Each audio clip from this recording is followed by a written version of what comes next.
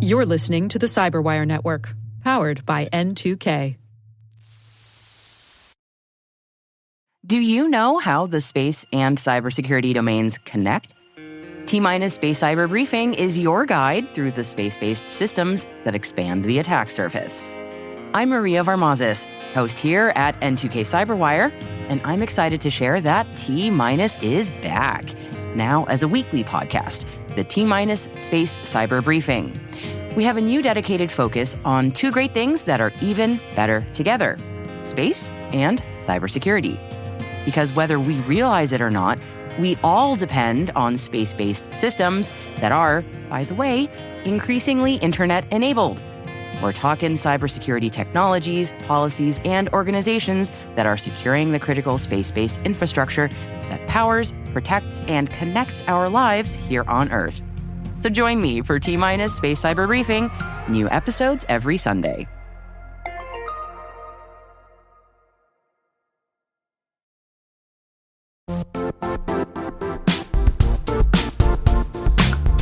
No, it's not your imagination.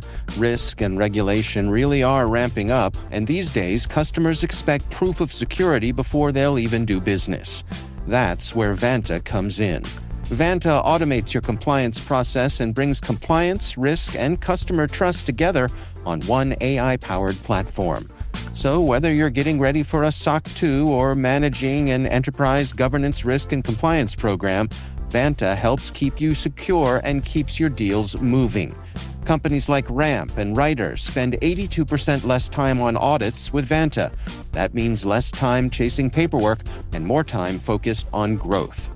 For me, it comes down to this. Over 10,000 companies, from startups to large enterprises, trust Vanta to help prove their security. Get started at vanta.com/cyber.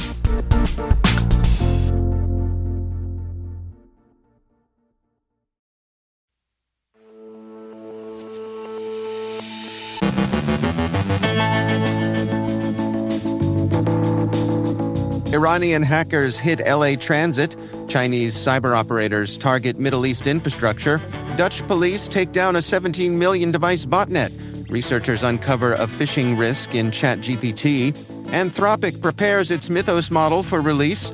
Chrome patches 22 critical bugs. Zapier fixes a dangerous vulnerability chain. ShinyHunters claims a charter breach. A data broker who fueled scams against millions of seniors heads to prison. Maria Varmazis joins me for a look back at a decade of ransomware. And a Google insider allegedly went from threat hunting to bet hunting.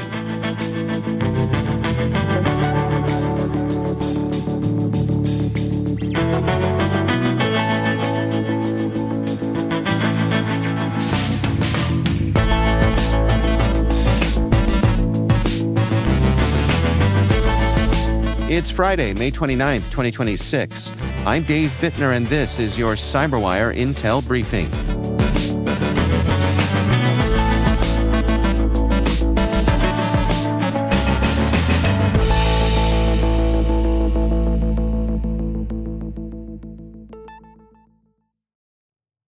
Thanks for joining us here today, and happy Friday. It's great as always to have you with us. Iranian-linked hackers were likely behind a March cyber attack that disrupted parts of the Los Angeles County Metropolitan Transportation Authority, according to Israeli cybersecurity firm Gambit Security. The company said it uncovered at least 700 gigabytes of stolen emails, backups, and other files after the data was accidentally exposed online. Gambit's investigation traced the server hosting the data to a known hacking operation previously linked by Israeli officials and researchers to Iran. The attack disrupted passenger-facing digital services, including arrival time displays and digital fare card systems. Gambit reported that the operation went beyond data theft, with attackers allegedly deleting virtual machines, databases, storage volumes, and backup infrastructure in an apparent effort to hinder recovery efforts. A group called Ababil of Minab claimed responsibility shortly after the intrusion. While the group presents itself as an independent activist organization, security researchers have long suspected ties to Iranian state-backed cyber operations. U.S. authorities, including the FBI, are investigating the incident, though official attribution remains unresolved. Chinese state-aligned hacking groups are increasingly exploiting geopolitical instability in the Middle East to target maritime, energy, and government organizations, according to ESET's latest APT activity report. Researchers observed Chinese cyber operations focused on improving Beijing's visibility into regional political and economic developments following U.S. military actions against Iran. Activity included attacks on maritime-related government entities in Venezuela, Syrian government networks, and an AI and robotics company in South Korea, reflecting China's broader strategic and economic interests. The report also highlighted continued Russian cyber activity targeting Ukraine, including attacks on military-linked organizations, drone manufacturers, and logistics providers, as well as destructive malware campaigns attributed to Sandworm. Meanwhile, Iran-linked cyber operations appeared to shift from established state-backed groups to proxy and hacktivist actors, with Israel remaining a primary target for espionage and disruptive attacks. Dutch police have dismantled a botnet containing at least 17 million compromised devices after a tip from a researcher at the Netherlands National Cybersecurity Center. Investigators identified roughly 200 servers supporting the botnet's infrastructure within the country and seized several systems for analysis. A hosting provider subsequently shut down the network after determining it was being used for criminal activity. Authorities did not disclose the botnet's name, the specific devices involved, or how it was used, though officials noted botnets are commonly leveraged for phishing, distributed denial of service attacks, and online fraud. The takedown comes amid growing concern over residential proxy networks, which cybercriminals increasingly use to disguise malicious traffic. Separately, the NCSC reported cyber attacks against Dutch organizations fell to a 9-year low in 2024, a trend it partly attributed to broader adoption of multi-factor authentication. A prompt injection technique dubbed ChatGPT could allow attacker-controlled web content to influence ChatGPT's responses when users request page summaries. According to Permiso threat hunter Andi Ahmedi, hidden instructions embedded in a web page's markdown can cause the chatbot to display convincing phishing links or fake security alerts that appear to originate from ChatGPT itself. Ahmedi demonstrated how attackers could insert fraudulent account warnings and malicious links into otherwise legitimate summaries. He also showed that embedded QR codes could redirect victims from their desktops to attacker-controlled websites or mobile devices, potentially bypassing browser-based security protections. The vulnerability stems from ChatGPT treating untrusted external content as trusted input during summarization. Ahmedi reported the issue to OpenAI through BugCrowd, but said he has not received confirmation that a fix has been implemented. Researchers recommend treating AI-generated content as untrusted and strengthening safeguards around rendered external content. Anthropic says it plans to make its powerful Mythos-class AI models available to all customers in the coming weeks, after initially restricting access over cybersecurity concerns. Introduced in April for select organizations and security researchers, Mythos was withheld from public release because of concerns that advanced coding and reasoning capabilities could be misused by attackers. The company now says it has made significant progress developing safeguards to reduce those risks. Anthropic claims Mythos delivers substantial improvements in code reasoning and autonomy compared to its current flagship model, Claude Opus 4.8, though it has not confirmed exactly which version will be publicly released. Google has released a Chrome 148 update that patches 151 vulnerabilities, including 22 rated critical. The most severe flaws include an out-of-bounds write in the GPU component and a use-after-free bug in network, with each earning researchers a $43,000 bug bounty. Most critical issues involve memory safety weaknesses that could potentially enable remote code execution or sandbox escapes. The update also fixes 123 high-severity vulnerabilities. Google says it has paid more than $130,000 in rewards so far, though many payouts remain undisclosed. The company has addressed more than 350 vulnerabilities across Chrome 148 releases since late March, with many discoveries attributed to Google's internal research efforts. Researchers at Token Security uncovered a chain of 5 vulnerabilities in the automation platform Zapier that could have allowed attackers with only a free account to compromise millions of users and their connected services. By linking several seemingly routine flaws, the researchers were able to access internal systems, recover credentials, and identify a code signing key tied to software running in every logged-in user's browser. In a worst-case scenario, an attacker could have modified automations, sent emails, moved data, or interacted with connected applications while appearing to be a legitimate user. The researchers also demonstrated access to a third-party executive's Gmail account through an exposed key. Token Security reported the issues in February, and Zapier says all vulnerabilities were patched within weeks, with no evidence of exploitation. The ShinyHunters extortion group has claimed responsibility for a breach of Charter Communications that exposed data from 4.9 million accounts, according to Have I Been Pwned. The attackers allegedly gained access through a voice phishing attack targeting an employee's Microsoft Entra account and then stole data from Charter's Salesforce environment. Exposed information reportedly included names, email addresses, phone numbers, physical addresses, and some employee records.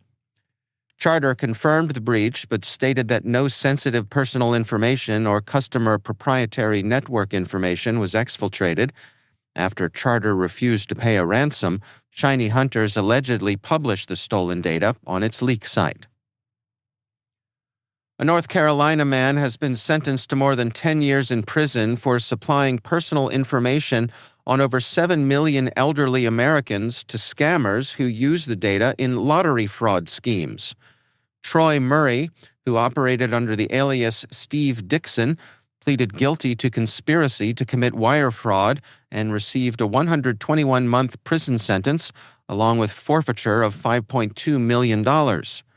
Prosecutors said Murray stole thousands of lead lists containing names, addresses, phone numbers, and email addresses between 2016 and 2023, generating more than $5.2 million while contributing over $9.5 million in victim losses. He allegedly distributed at least 22,000 lead lists and later accepted payment through prepaid gift cards. Authorities also charged his son with laundering $1.6 million in fraud proceeds.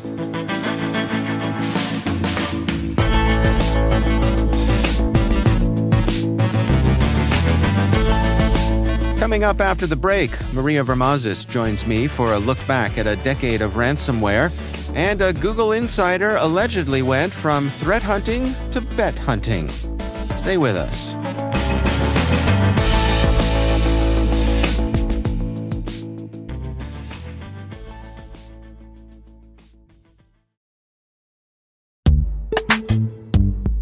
Most environments trust far more than they should, and attackers know it.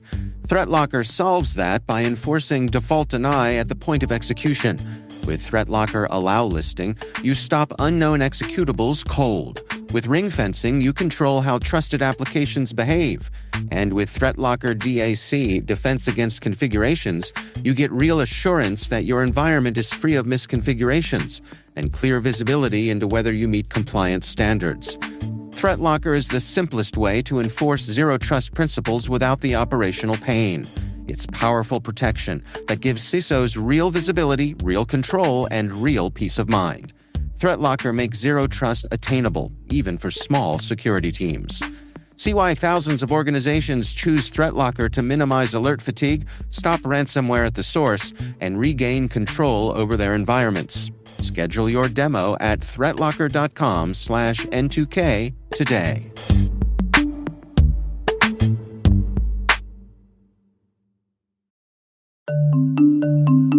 When it comes to mobile application security, good enough is a risk. A recent survey shows that 72% of organizations reported at least one mobile application security incident last year, and 92% of responders reported threat levels have increased in the past 2 years. GuardSquare delivers the highest level of security for your mobile apps without compromising performance, time to market, or user experience. Discover how GuardSquare provides industry-leading security for your Android and iOS apps at www.guardsquare.com.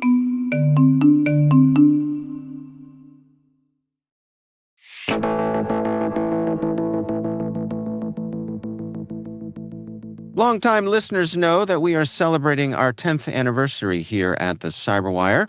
And today, Maria Varmazis joins me for a look back at a decade of ransomware.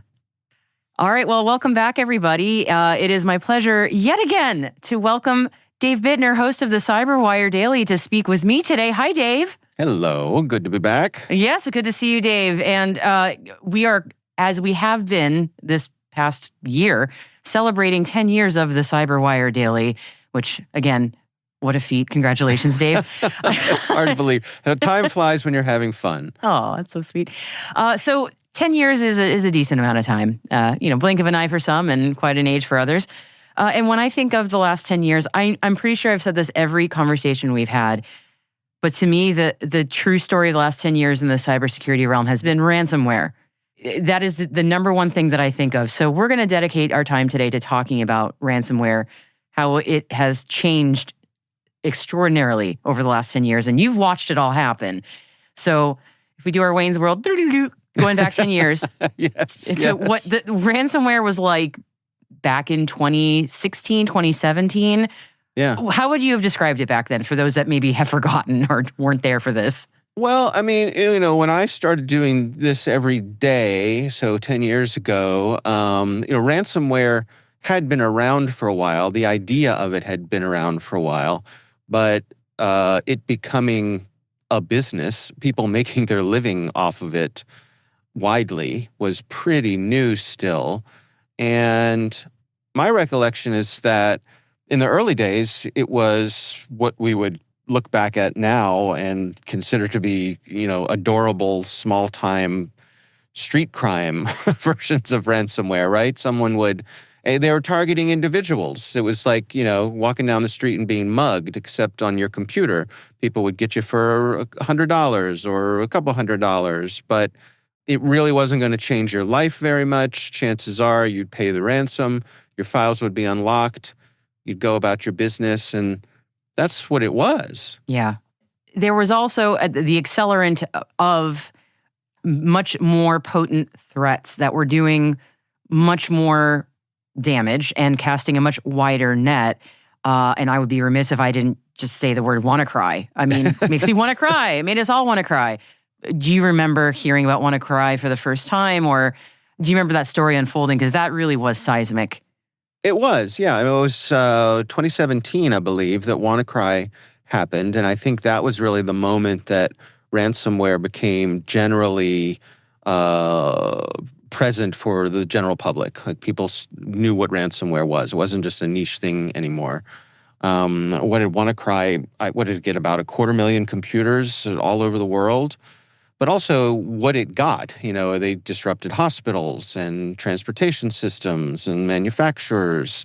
So it was hitting people where they live, shutting down people's work and that sort of thing. So really showed how ransomware could spread globally using unpatched vulnerabilities. And it was an eye-opener for people all over the world. I think it's also worth, if just taking maybe a half step back at that point of time. I remember right around that era, right around 2017, interviewing people, experts in cybersecurity, who really thought ransomware was going to be winding down. Yes. Yeah. Right? Yep. I remember it was just it was a bit of a footnote in the threat reports that were coming out. It was like, yeah, it's this thing, but don't worry about it. It's you're fine. Don't even think about it. And what they thought the real threat was going to be crypto mining, because that was, I use air quotes, a victimless crime where you sneak into someone's computer and you have it run all night mining Bitcoin for you, and they don't know it. It doesn't really affect what they're doing, so you're not going to attract law enforcement because you're not really hurting anyone other than, using up their electricity. But of course, that didn't happen. It went completely the other way. And when we look back at the evolution of ransomware over the last 10 years, I think something that's also noticeable is how the nature of the threat has evolved in, I hate calling it interesting because it's dangerous, but it is, as we analyze it, it's interesting, from straight up extortion to extortion on several different levels, not just I want your money, but also I have now your intellectual property. That is, to me, darkly fascinating that that's what we ended up with. Yeah, you're absolutely right. I mean, we went from just locking up the files and saying, if you want the key, please send us some money, to both locking up and exfiltrating files. And now plenty of groups don't even bother to lock up the files. All they want to do is exfiltrate the files. And then they'll say, hey, if you don't want these files leaked and you don't want to suffer the reputational damage, please pay us money. And just recently we saw the thing with Canvas, where it seems like Canvas paid the ransom in order to get their files back. And people are, how do I describe this? They have, I guess, appropriate skepticism when the folks at Canvas are saying that the bad actors assured them and provided somehow proof that the files had been deleted. Like, had a screen capture of someone emptying a trash can. Like, you can't doctor that. That's just science. Right. Yeah. Right. So I think that also, not to get too philosophical and out of our range of conversation here, but it really does become a who can you trust conversation.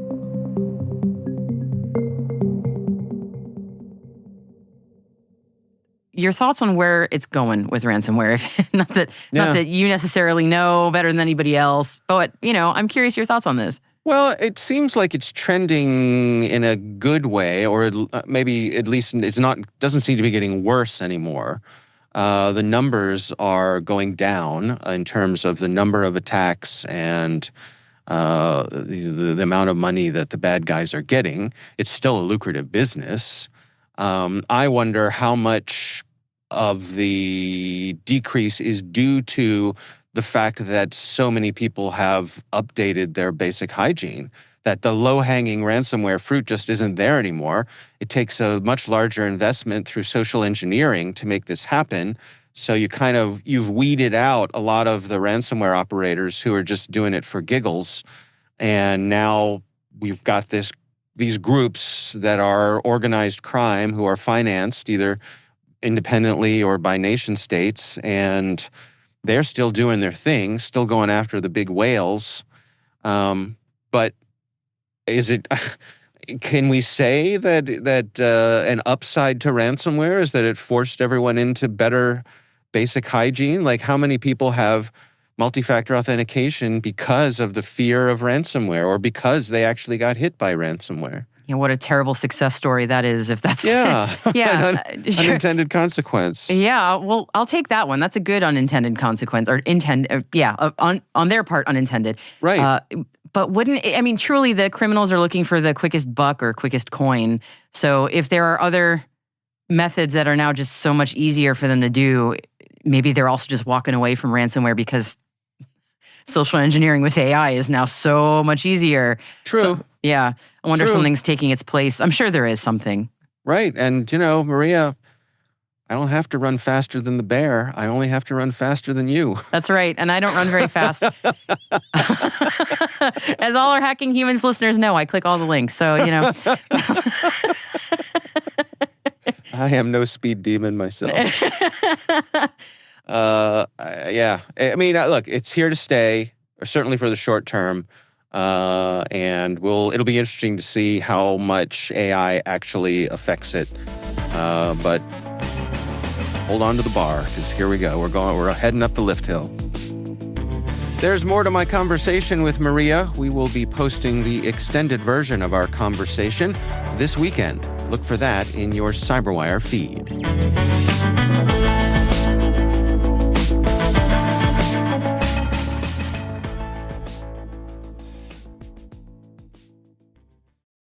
No one goes to Hank's for spreadsheets. They go for a darn good pizza. Lately, though, the shop's been quiet, so Hank decides to bring back the $1 slice. He asks Copilot in Microsoft Excel to look at his sales and costs and help him see if he can afford it. Copilot shows Hank where the money's going and which little extras make the dollar slice work. Now Hank has a line out the door.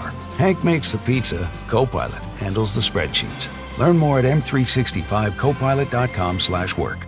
This podcast is brought to you by Carvana. Selling your car should feel like one less thing on your list, not one more. With Carvana, it is. Just go to Carvana.com, enter your license plate or VIN, and get a real offer down to the penny. No back and forth, no surprises, just an experience you can trust. Like your offer? Accept it. Schedule pickup, and we'll come to you with a check in hand. Your car, your timeline, your terms. Visit Carvana.com to sell your car today. Carvana. Delivery fees and terms may apply.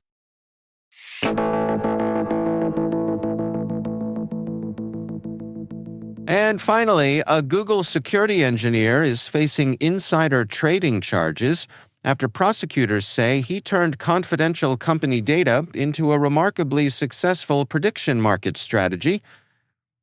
Michele Spagnuolo, a Google employee since 2014, allegedly used access to Google's unreleased year-in-search rankings to place highly accurate bets on the decentralized platform Polymarket under the alias Alpha Raccoon. The raccoon mask came off when investigators started rummaging through the digital trash cans. According to authorities, Spagnuolo wagered roughly $2.75 million on whether certain people would appear in Google's annual trending search lists, then collected about $1.2 million in profits when the results were publicly released. The alleged winning streak attracted attention online, where users began speculating that Alpha Raccoon had inside knowledge. Prosecutors say the account was later scrubbed of its username, and the proceeds were moved through cryptocurrency services designed to obscure transactions. Now, the engineer who helped secure systems is accused of exploiting privileged access to game a market, a strategy that proved lucrative until investigators started searching as well.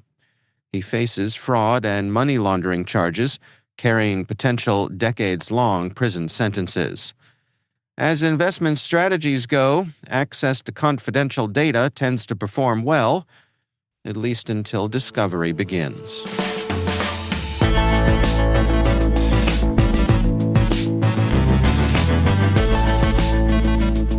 And that's the CyberWire. For links to all of today's stories, check out our daily briefing at thecyberwire.com. And hey, Maria Varmazis here. Be sure to join me on Sunday for T-Minus Space Cyber Briefing. In this upcoming episode, we're going to be talking about GPS and why it matters in a cybersecurity context. That's T-Minus Space Cyber Briefing on Sunday. Don't miss it. Be sure to check out this weekend's Research Saturday and my conversation with Marco Giuliani, Vice President and Head of Research at ThreatDown. The research we're discussing is titled Gotchi Loader Adopts AI Skill Lure. That's Research Saturday. Check it out. We'd love to know what you think of this podcast. Your feedback ensures we deliver the insights that keep you a step ahead in the rapidly changing world of cybersecurity. If you like our show, please share a rating and review in your favorite podcast app. Please also fill out the survey in the show notes or send an email to cyberwire@n2k.com. N2K's lead producer is Liz Stokes. We're mixed by Trey Hester with original music and sound design by Elliot Peltzman. Our contributing host is Maria Varmazis. Our executive producer is Jennifer Eiben. Peter Kilpie is our publisher, and I'm Dave Bittner. Thanks for listening. We'll see you back here next week.